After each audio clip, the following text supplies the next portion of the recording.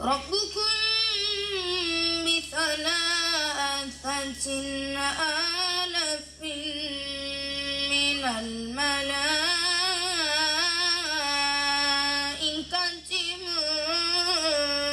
منزلين وَلِلْمُؤْمِنِينَ وَلَكِنَّ الْمُنَافِقِينَ لَا يَعْلَمُونَ. İzzet ve şeref Allah'ın, peygamberlerin ve müminlerin üzerinedir. Fakat münafıklar bunun farkına varmazlar. İzzet Hamas'tadır. İzzet direniştedir. İzzet Filistin'in yılmayan çocuklarındadır. İzzet geri adım atmayan annelerdedir Filistin'deki. Ve o mücahitler şanlı bir direniş yaptılar. Bir zafer kazandılar.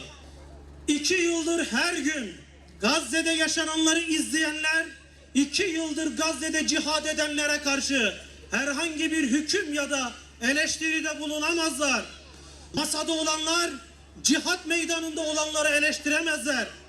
Çünkü biz Hamas'a inanıyoruz ve şunu söylüyoruz. Ey Hamas, senin sözün bizim sözümüzdür. Senin yaptıklarının hepsinin arkasında biz varız. Sen ne yapıyorsan biz sana inanmışız, senin arkandan gelmişiz ve senin yolunu sürdüreceğimize dahi ant içmişiz.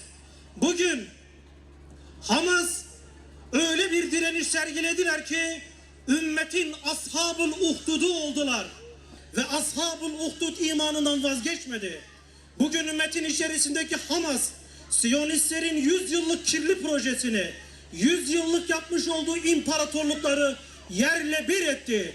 Müslümanları değil, dünyadaki bütün insanlığı ayağa kaldırdı. Gazze'deki direniş 1. intifadayla ayağa kalktı. 2. intifadayla ayağa kalktı. Aksa tufanıyla Siyonistleri yerle bir etti. Ama bugünün bu gençleri, Gazze'de geride kalan o yiğit gençler, her bir tanesi ailesinden onlarca kişi şehit vermişler. Ve intikam ateşiyle yanıyorlar.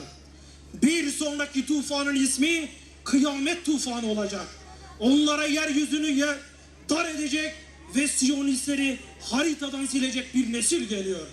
Ümmetin tekrardan ayağa kalkabilmesini nasip eyle ya Rabbi. Ya Rabbi, bu direniş ile Siyonistlerin dünyadaki tahtlarını yerle bir eyle. Onların soylarını kurut. onların içerisinde o zalimlerden hiç kimseyi yeryüzünde bırakma ya Rabbi.